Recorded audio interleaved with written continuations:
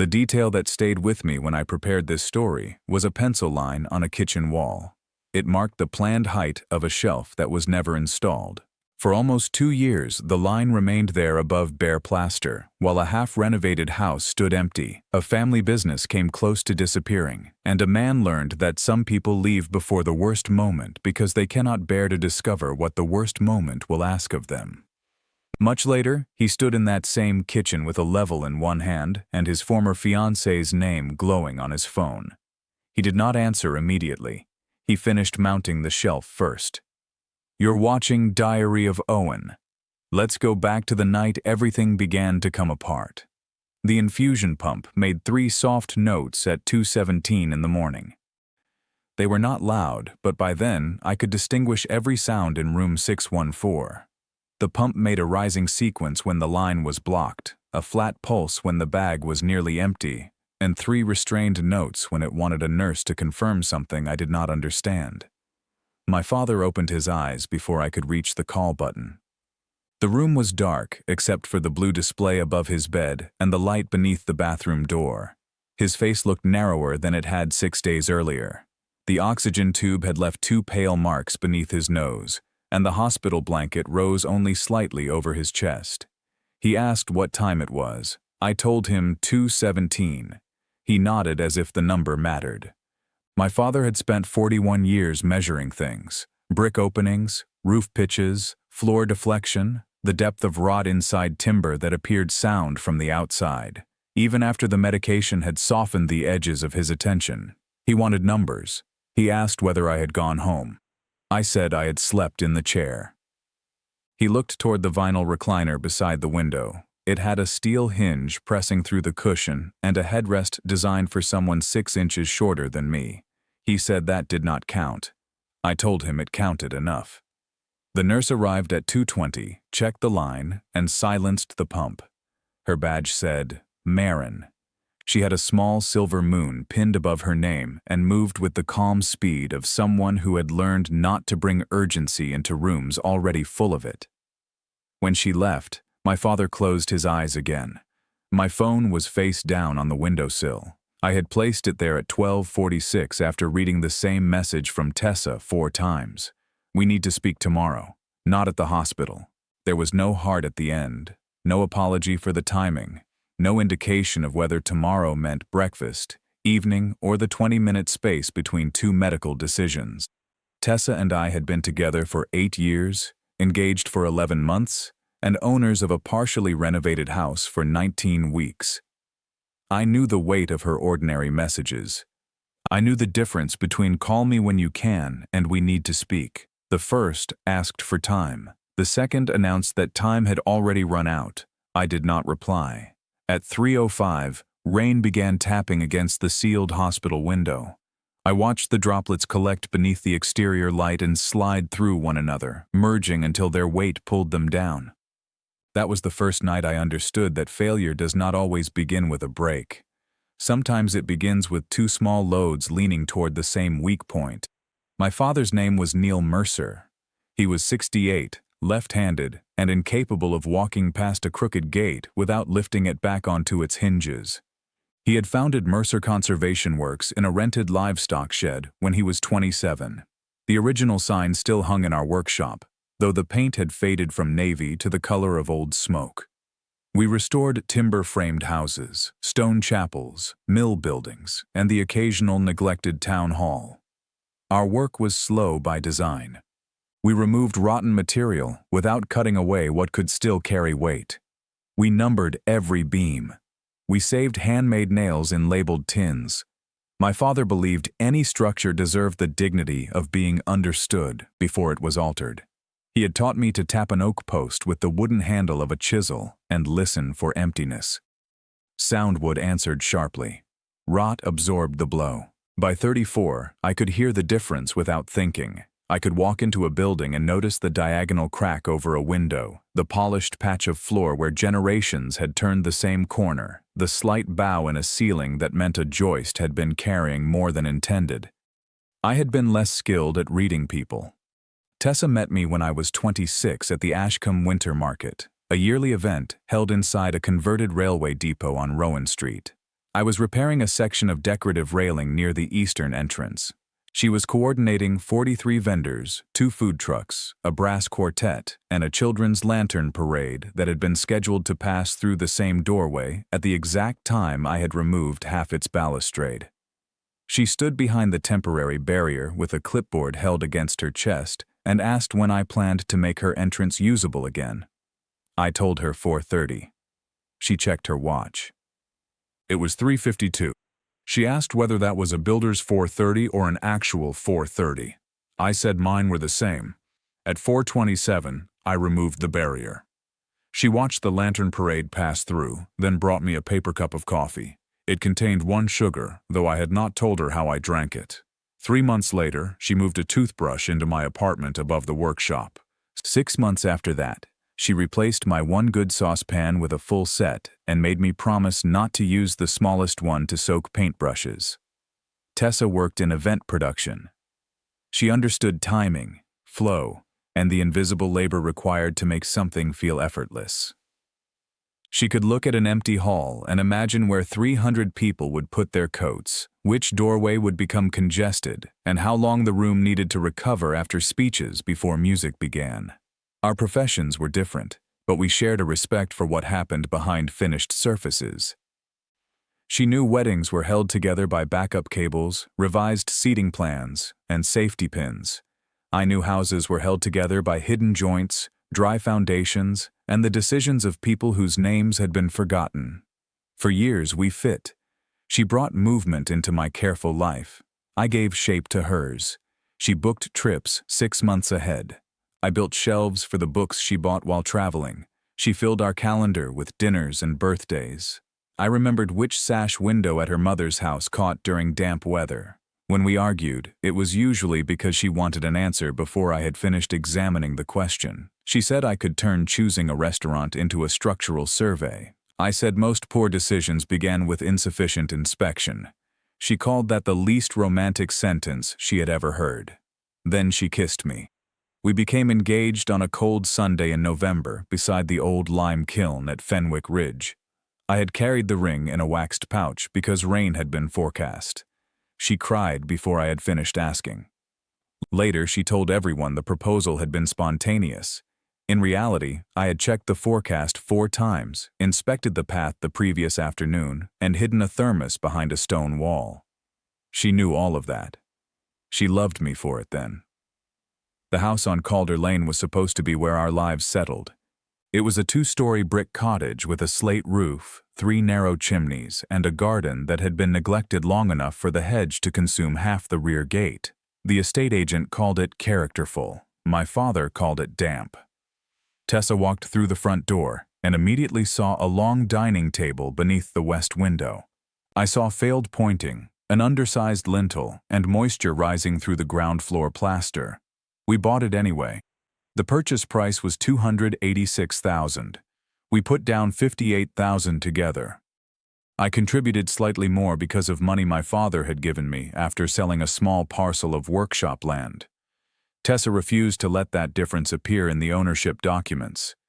She said we were not buying percentages, we were buying a home. We received the keys on a Thursday at 11:40 in the morning.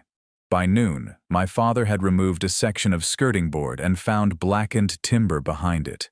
He smiled and said there was our first 6 weeks of work. Tessa laughed.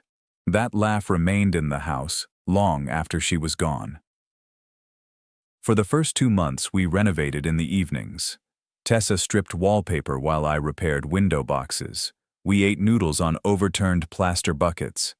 She wrote the name of each planned room on masking tape and fixed the labels above the doors. Kitchen, study, guest room, our room. On the wall beside the kitchen chimney breast, she drew a thin pencil line 1,420 millimeters above the unfinished floor. That was where she wanted an oak shelf for cookbooks and the blue ceramic bowl her grandmother had left her. I promised to install it after the plaster dried. The plaster never had time to dry. My father first became ill on a Monday in late January. We were inspecting a roof at Carrick Hall, a fictional Georgian manor outside the equally fictional village of Westmere, when he stopped halfway across the attic and rested both hands on a collar beam. He said he felt winded. The attic was cold enough that our breath showed. He had climbed 2 flights of stairs, carrying a moisture meter and a canvas tool roll. I assumed he had moved too quickly. Then I noticed his skin. It had the pale gray color of lime mortar before it cures. I drove him to Marrowgate Medical Center at 10:18. He complained that I had left his thermos in the attic. At 10:46, while we were waiting beneath fluorescent lights in the emergency department, he asked me to call the site manager and explain that the Northeast Valley gutter needed temporary covering before the forecast rain. At 1:12, a doctor ordered imaging. At 4:35, another doctor used the phrase pancreatic lesion. 2 days later, a biopsy confirmed what the first scan had already suggested. The tumor was advanced. Surgery might still be possible, but only if it responded to treatment. The consultant spoke in measured sentences and drew a diagram on a sheet of paper. My father watched the pen rather than the doctor's face. Tessa arrived 20 minutes into the appointment. She had left an awards dinner setup with 600 chair covers still being fitted. She sat beside me, took my hand beneath the desk, and did not release it until we reached the parking garage. For the first month, she was extraordinary. She made a medication chart on the refrigerator. She organized rides when I had site visits I could not postpone. She found a reclining chair for my father's apartment and arranged for it to be delivered before his first treatment. She stocked his freezer with small portions because he could no longer tolerate full meals. She also continued working 50-hour weeks. At night, she came to Calder Lane and stripped wallpaper alone while I slept at my father's apartment on Hawthorne Close. I noticed her exhaustion, but I treated it like superficial cracking, something to monitor, something we could address when the primary structure was safe. There was always a more urgent load. A treatment appointment, a client threatening to withhold payment, a subcontractor waiting for instructions, a leak at the workshop, a fever at 11:30 at night. By March, my days had divided into 15-minute sections. I woke at 5:45 in the apartment above the workshop, answered emails until 6:30, drove to my father's place, made porridge he usually could not finish, and reached whichever job site needed me most by 8:15. At 2 o'clock, I checked his medication. At 4 o'clock, I reviewed invoices. At 6:30, I tried to work on Calder Lane. At 8 o'clock, Tessa asked whether I was staying there that night. Most nights, I told her I could not. She never asked me to choose between her and my father. Not directly. Instead, she asked for smaller things. Dinner on Friday, one full Sunday without my laptop, an evening when we discussed the wedding rather than blood results. I agreed to each request when she made it. Then circumstances moved, and I moved with them. One Friday, my father became dehydrated and needed intravenous fluids. I texted Tessa from the hospital at 5:26, 19 minutes before our dinner reservation. She replied that she understood. When I returned to Calder Lane at 11:10, she was asleep on a mattress in the upstairs bedroom. A black dress hung from the wardrobe handle. 2 wine glasses stood beside the sink, though only one had been used. The next morning, she said she had invited her sister over because she did not want the food wasted. I said I was sorry. She said she knew. That was the entire conversation. In buildings, repeated movement creates wear before it creates collapse. A loose hinge enlarges the holes around its screws. A floorboard flexes until the fibers beneath it separate. Water follows the same path so many times that stone begins to accept it as permanent. By April, Tessa had stopped putting our missed plans back on the calendar. I mistook the absence of complaint for stability. My father's first course of treatment reduced the tumor slightly. The doctors discussed surgery. For 9 days, we allowed ourselves to think the situation had changed direction. Tessa came with me to his appointment on April 22nd. Afterward, the 3 of us ate soup in the hospital cafe.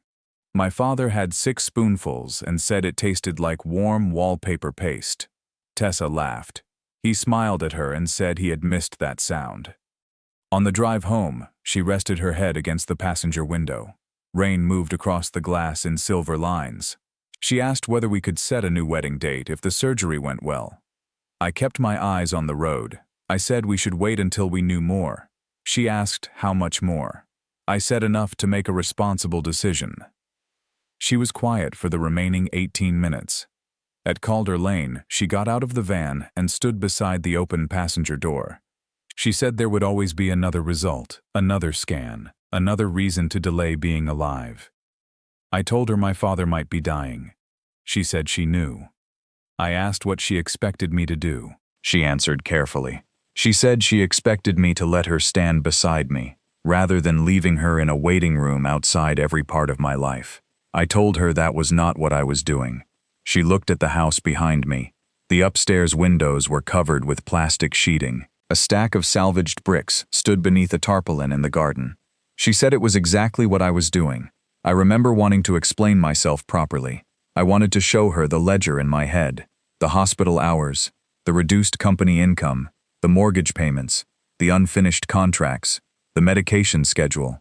I wanted to prove that every choice had been necessary. Instead, I said I would do better. She nodded.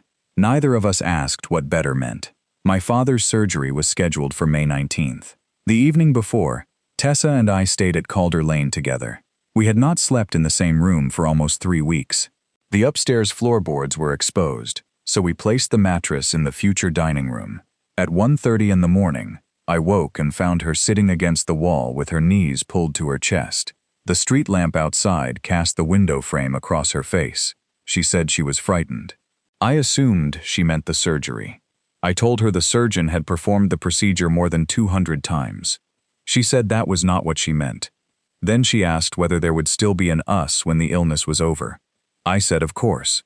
She asked what made me so certain. I told her we had survived difficult things before. She said this did not feel like survival. It felt like being stored away until I needed my old life again. The sentence hurt because I could hear the truth inside the exaggeration. I moved closer and took her hand. I told her I loved her. I told her my father needed me. I told her I did not know how to divide myself without failing someone. She said she was not asking for half. She was asking not to disappear. I promised she would not. At 5:50, my alarm sounded. I dressed in the dark. When I left, she was awake but pretending not to be. The surgery began at 8:06. At 11:40, the surgeon came into the family consultation room and closed the door behind him. They had found more disease than the imaging had shown. The tumor involved structures they could not safely remove. The procedure had become exploratory rather than curative. The surgeon spoke for 7 minutes. I remember the second hand moving around the wall clock. I remember a paper cup bending beneath my fingers. I remember calculating how many hours my father had spent preparing for an operation that could not give him what he had been promised. Tessa arrived at 12:25. I told her what had happened while we stood beside a vending machine on the 6th floor. She pressed both hands to her mouth and leaned against the wall. Then she held me. I allowed myself to collapse for perhaps 12 seconds. My forehead rested against her shoulder. My breathing became shallow. The corridor tilted slightly. After that, I stood upright. There were forms to sign. A recovery room update. A call to my aunt. A client expecting confirmation about scaffolding at 3. Tessa watched me make the calls. At 4:10, she said she would go to Calder Lane and bring me clean clothes. I thanked her. She returned with a canvas bag, my phone charger, and the gray sweater my father liked because he said it made me look less like a man arriving to condemn a building. She stayed until 9 o'clock. Before leaving, she asked whether I wanted her to come back in the morning. I told her I did not know what time my father would wake. She said that was not what she had asked. I looked toward the recovery ward doors. Then I said yes. She came back. For the next 3 weeks, my father moved between the hospital and his apartment. Complications followed the operation. His wound healed slowly. He developed an infection. The treatment plan changed from intervention to management, though no one used the word terminal until June 8. That afternoon, the consultant said the likely time remaining was measured in months. My father asked whether that meant 2 or 11. The consultant said they could not be precise. My father said precision was the only useful part of a measurement. On June 14th, he was admitted again. That was the night of the infusion pump and Tessa's message. We need to speak tomorrow, not at the hospital. At 6:35 the following evening, I left my father with my aunt and drove to Calder Lane. The rain had stopped, but water still dripped from the scaffolding. Tessa's car was parked near the gate, with 2 suitcases visible through the rear window. I sat in the van for 40 seconds before getting out. The front door was unlocked. Inside, the house felt colder than the street. Most of our furniture was still in storage, but the few objects we had brought there were arranged in deliberate groups. Her books had disappeared from the plastic crates beneath the stairs. The blue ceramic bowl was gone from the windowsill. Her green coat no longer hung on the nail beside the back door. Tessa stood in the kitchen, wearing jeans and a cream sweater. Her engagement ring was on the plywood work surface beside the kettle. I looked at the ring, then at her.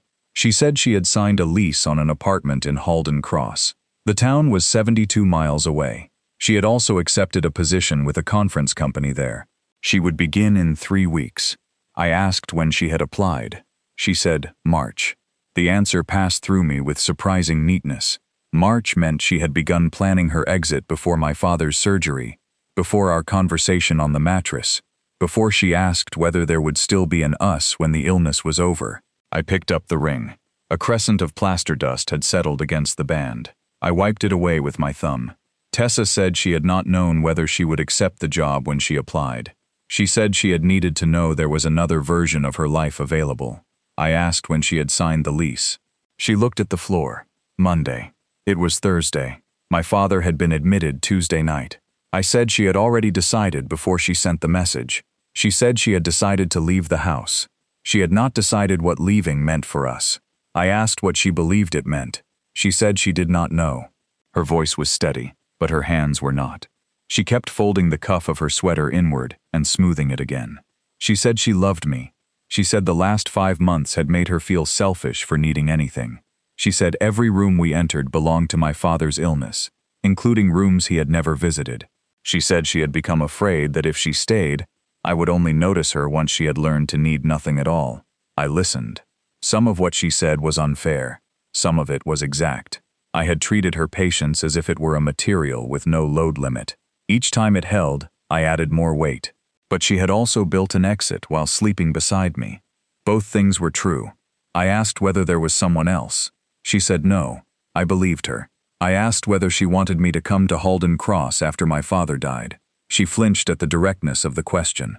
Then she said she wanted me to ask her not to go. The house was silent enough that I could hear water striking the metal bucket beneath a leak in the rear extension. 1 drop every 4 or 5 seconds. I looked at the suitcases outside. I looked at the missing books. I looked at the ring in my hand. She was not asking me to prevent a departure. She was asking me to perform resistance after the departure had already been organized. I said I could not ask her to stay in a life she had spent 3 months preparing to leave. She said that was not fair. I told her I did not mean it as punishment. She asked whether I was really going to let 8 years end without a fight. I thought about my father in room 614. I thought about the nurse changing his dressings. I thought about the consultant's careful refusal to name a number. Then I said, I had a fight already. Her face changed. It was not anger. It was the expression of someone hearing a door latch from the wrong side. She said she had hoped I would finally choose her. I told her choices made under threat were not choices either of us could trust. As she began to cry, I did not. My grief had become too large for immediate expression. It had lost the shape required to pass through the body. Tessa took her keys from the work surface. She removed the Calder Lane key from the ring and placed it beside mine. She said she would return for the rest of her things the following week. I told her to email me a list, and I would pack them. She asked whether that was all I had to say. I wanted to tell her not to go. The words existed. I could feel them pressing behind my teeth. I could have crossed the kitchen in 2 steps. I could have taken her hand and promised a new wedding date, therapy, Sundays without work, a different house, any future she wanted, described in sufficient detail. But promises made at the edge of abandonment are rarely plans. They are emergency supports. They hold a structure long enough for everyone to pretend the crack has closed. I said I was sorry we had reached that room. She waited. When I said nothing else, she picked up her bag. At the front door, she turned and looked back at me. For 1 second, I saw the woman from the railway depot, holding a paper cup of coffee while a lantern parade passed through the entrance I had repaired. Then she left. Her car pulled away at 6:58. I remained in the kitchen until 7:12, holding the engagement ring in my closed hand. My father was awake when I returned to the hospital. He looked at the canvas bag I had brought from the house and asked whether Tessa was coming later. I said no. He studied my face. Then he asked whether she had left. I sat beside the bed and told him she had. He closed his eyes for several seconds. He said he was sorry. I told him it was not his fault. He said illness could be no one's fault and still damage everything around it. I looked down at my hands. The ring had left a curved mark in my palm. My father asked whether I had tried to stop her. I said no. He nodded once. Then he said something that angered me at the time. He said, "Good." I asked how he could say that. He opened his eyes. He said I should never have to use a dying man as the reason someone loved me badly, or the reason I loved someone badly in return. I told him it was not that simple. He said most true things were simple. Living with them was the difficult part. We did not speak about Tessa again that night. At 10:30, he asked me to bring his project ledger from the apartment. He wanted to review the remaining work at a manor house called Bracken Fold. I told him the work could wait. He said the roof could not. That was how my father moved toward death. Not with speeches, but with lists. Complete the lead flashing at Bracken Fold. Pay Kellen before Friday. Return the borrowed stone saw. Do not allow the client on Northbridge Road to replace lime mortar with cement, regardless of what her nephew says. He spent his final months reducing uncertainty for everyone except himself. Tessa moved to Halden Cross on June 23rd. She emailed a list of 19 items she wanted from Calder Lane and the apartment above the workshop. I packed them into 7 boxes. I wrapped the blue ceramic bowl in 2 of my father's old trade newspapers because they were the only clean paper I could find. At the bottom of the final box, I placed the Calder Lane key she had left on the kitchen counter. I did not include a note. She sent a message after the boxes arrived. "Thank you for taking care of everything. I read it at 8:14 in the evening while sitting beside my father's bed." I did not reply. 2 weeks later, she wrote that she hoped the hospital situation had improved. I did not reply to that either. Silence was not intended as cruelty. I simply had nothing I could say that would not become an opening, and I did not have enough strength to hold another door. My father came home in August under the care of a palliative nursing team. We moved a bed into his sitting room because he could no longer manage the stairs. I slept on the sofa. Every morning at 6:20, light entered through the east window and drew a bright rectangle across the floorboards. He measured his remaining days by how far the light had moved when he woke. Some mornings he asked about the workshop. Other mornings he asked whether I had eaten. Once he asked whether the house on Calder Lane was still leaking. I said only in the rear extension.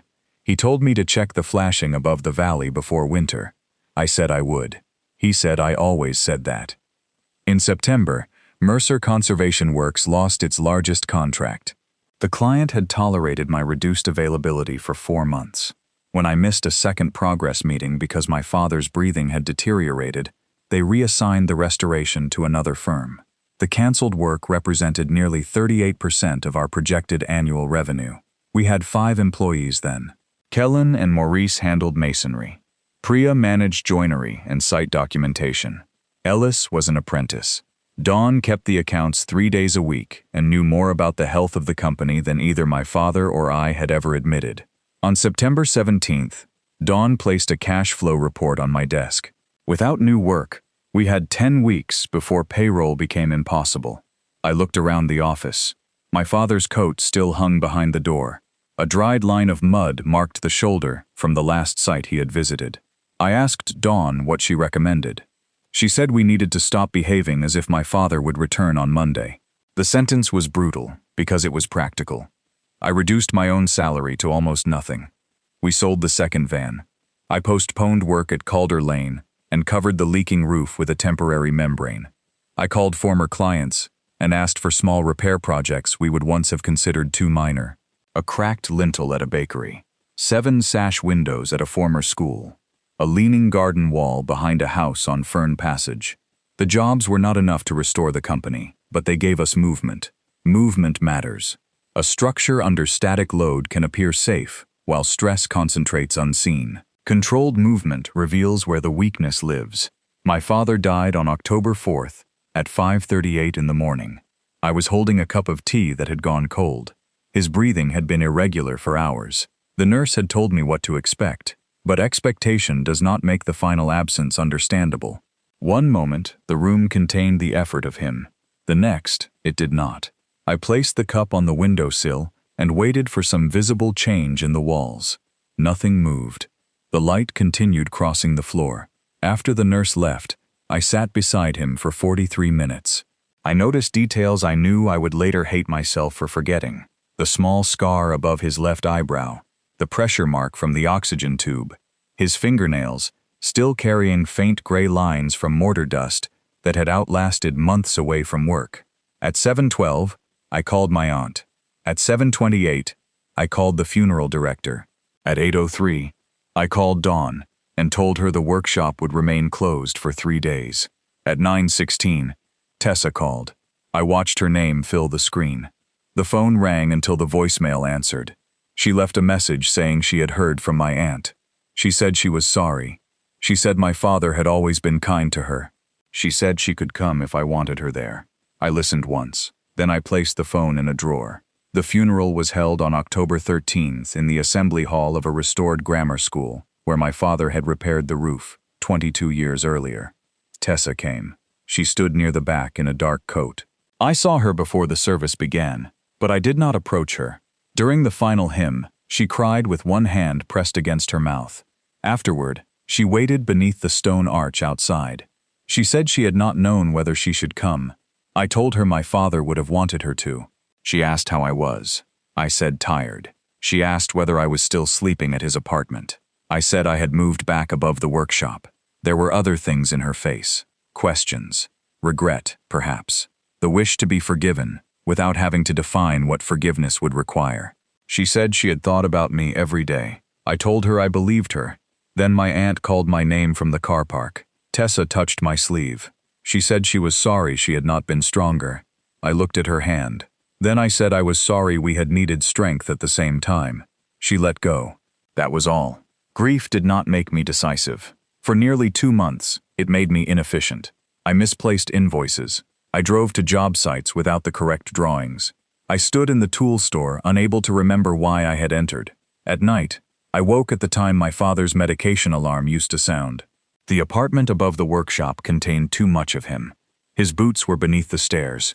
His handwriting covered the margins of our reference books. A chipped green mug sat beside the sink, because neither Dawn nor I had been able to move it. Calder Lane remained empty. The temporary membrane on the rear roof lifted during a storm in November. Water entered through the ceiling and soaked the future kitchen wall. The pencil line for Tessa's shelf blurred at one end. I stood beneath it with a bucket in my hand and felt something inside me give way. It was not dramatic.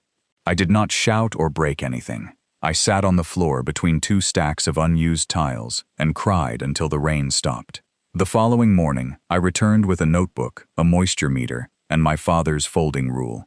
I inspected the house as if it belonged to a client. That distinction saved me. Personal loss had made every unfinished room feel like an accusation. Professional distance returned the rooms to material. The rear extension needed 6 rafters replaced. The chimney flashing needed renewal. The ground floor required better drainage before replastering. The electrical work was incomplete but safe. The original staircase was sound. The house was not ruined. It was exposed. There is a difference. I made 3 lists. What must be stabilized? What could be repaired? What no longer belonged in the design? I did the same for the company. The workshop lease was affordable. Our insurance was current. We had skilled people, but not enough confirmed work to employ all of them indefinitely. Our reputation remained strong among clients who valued conservation rather than speed. My father had left the company to me, without debt, beyond the operating credit line. The business was not dead. It was carrying a form designed for a man who was no longer there. I spoke to each employee separately. Maurice chose to retire 2 months earlier than planned. Kellen accepted a position with a larger contractor, but agreed to remain available for specialist stonework. Ellis transferred his apprenticeship. Priya stayed. She said there was nowhere else she would rather work, provided I stopped pretending I could perform 4 jobs alone. Dawn stayed too. We reduced the company to 3 people and changed the kind of work we pursued.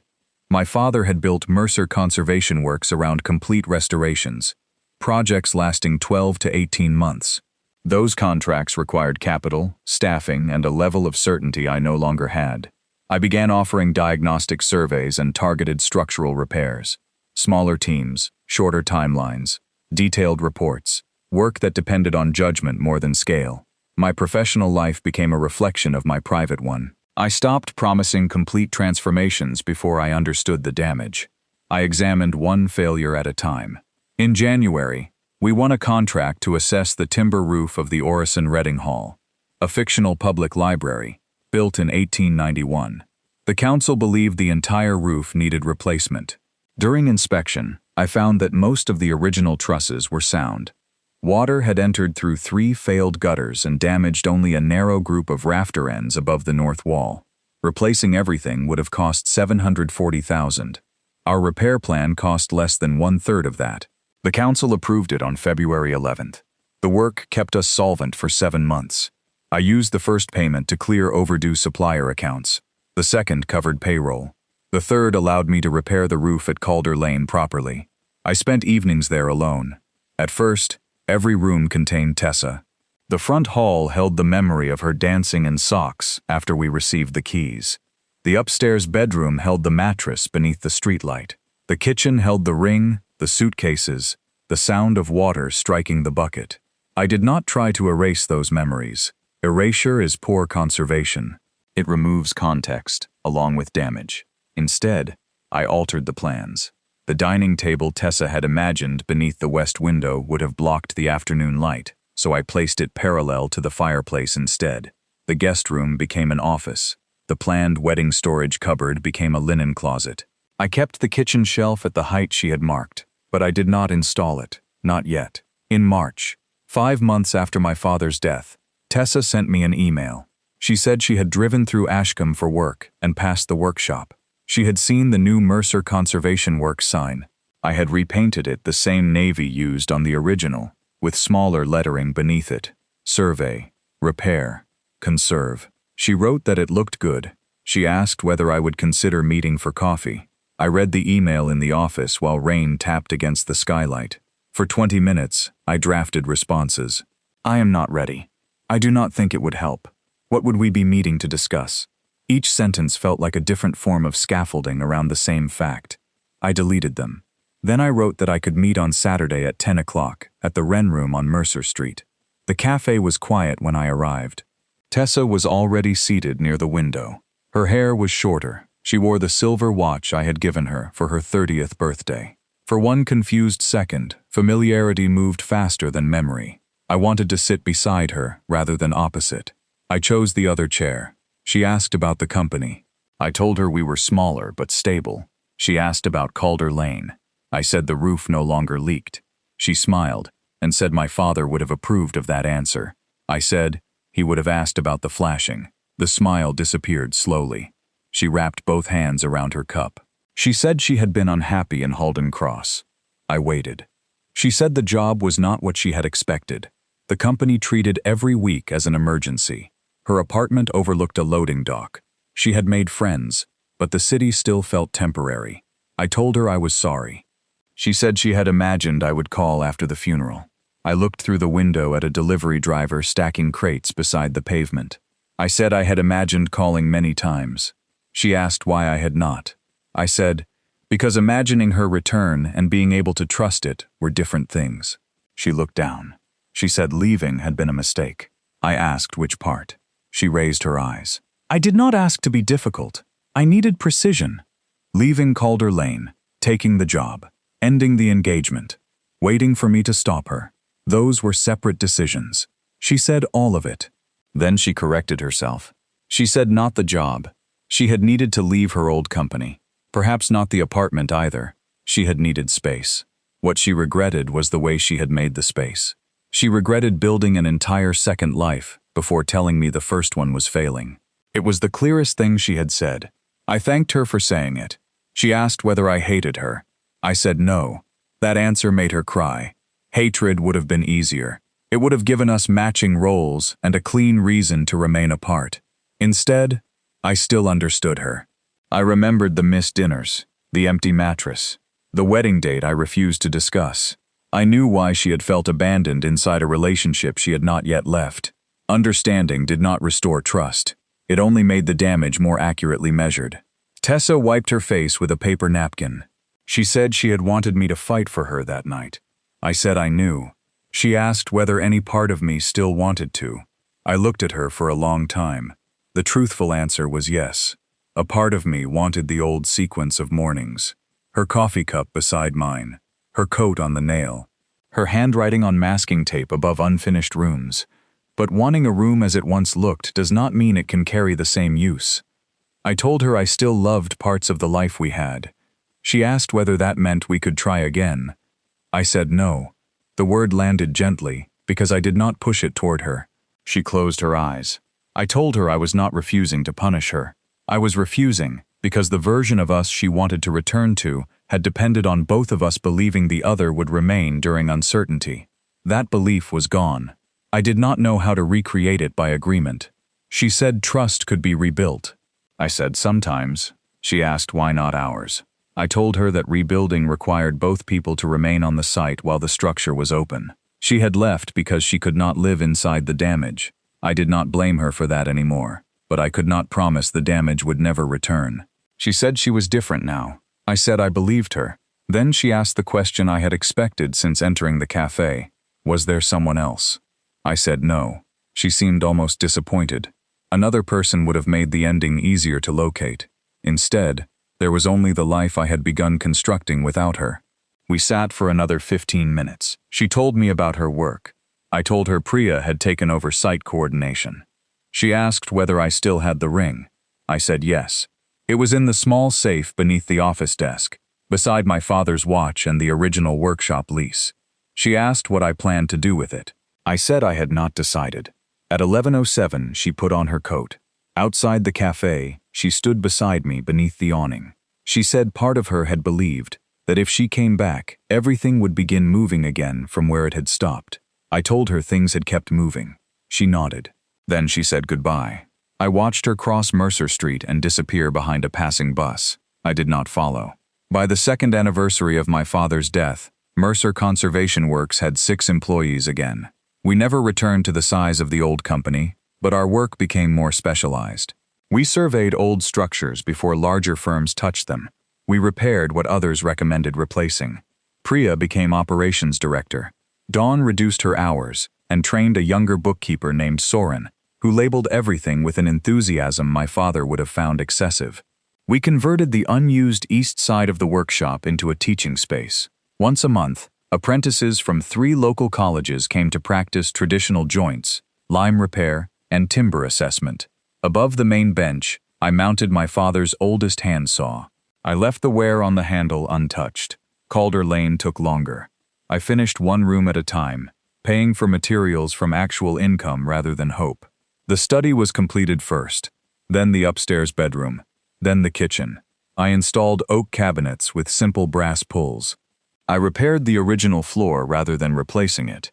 The west window received new sash cords and handmade catches. The final unfinished detail was the shelf. Tessa's pencil line remained visible above the plaster, even after I painted the wall. I had cut the oak 18 months earlier. The board waited in the workshop, wrapped in cloth. On a Sunday morning in November, I carried it into the kitchen. At 9:32, I marked the bracket positions. At 9:41, my phone vibrated on the counter. Tessa's name appeared on the screen. We had exchanged 3 messages in the previous year. One when my aunt was hospitalized. One when Tessa's mother sold her house and found a box of my tools in the garage. One on the anniversary of my father's death. There had been no argument, no dramatic final severing. Our lives had simply stopped asking to be joined. Her message that morning said she was moving back to Ashcombe. She had accepted a position with a local arts foundation. She wanted me to hear it from her rather than someone else. Then she added that she understood my decision, but if anything had changed, she would be willing to speak. I read the message twice. For several minutes, I stood in the kitchen with the level in my hand.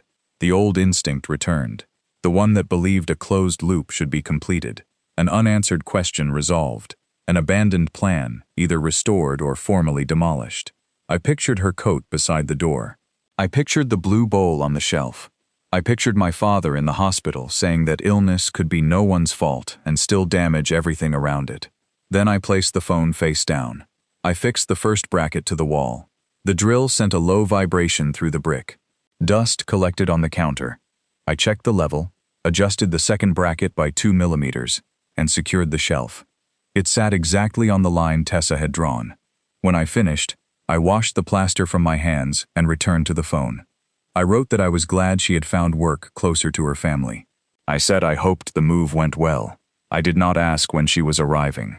I did not ask where she would live. I did not ask whether she wanted to see the house. She replied 26 minutes later. "Thank you. I understand." That was the last message between us. People sometimes describe rebuilding as an act of return. Mine was not. I did not rebuild the exact company my father had run. I built one that could survive without requiring me to become him. I did not restore Calder Lane to the plan Tessa and I had made. I completed a house, shaped by the person who remained. I did not become the man I had been before the hospital, before the suitcases, before the cold cup of tea beside my father's bed. That man had believed endurance meant holding every part of life in place until the crisis passed. I learned that some parts would move regardless. Some would leave. Some would fail under loads they had never been designed to carry. By the spring after Tessa returned to Ashcombe, the garden at Calder Lane had begun to recover. I cut back the hedge, repaired the rear gate, and planted a row of herbs beneath the kitchen window. I never saw her in town. Once Priya mentioned that she had passed Tessa outside the Wren room. I asked whether she seemed well. Priya said she did. I said I was glad. Then we returned to a survey report. The engagement ring remained in the office safe for another year. Eventually, I sold it back to the jeweler who had made it. I used part of the money to buy 6 sets of apprentice tools for the workshop. I kept the small ring box. It was well made, with a walnut shell and a brass hinge. I used it to store my father's cufflinks. On October 4th, 4 years after his death, I closed the workshop at 6:10 in the evening. The apprentices had left curls of oak across the teaching room floor. Someone had forgotten to switch off the radio. A weather report murmured from the shelf above the sink. I swept the shavings into a pile, turned off the lights, and stood for a moment beneath my father's saw. The workshop was quiet, but it was not empty. Outside, the evening air had the first cold edge of autumn. I locked the blue doors and drove to Calder Lane. The kitchen windows glowed from the lamp I had left on that morning. Inside, I filled the kettle and placed my father's green mug beside the stove. I had repaired the chip with a thin line of dark resin, not to disguise the break, but to keep it from spreading. Above the counter, the oak shelf held 12 cookbooks, a jar of tea, and a plain white bowl I had bought for £3 at the winter market. The old pencil mark was still visible beneath its lower edge. I could have painted over it, I never did. I made tea, opened the rear door, and listened to the repaired gate settle into its latch as the wind moved through the garden.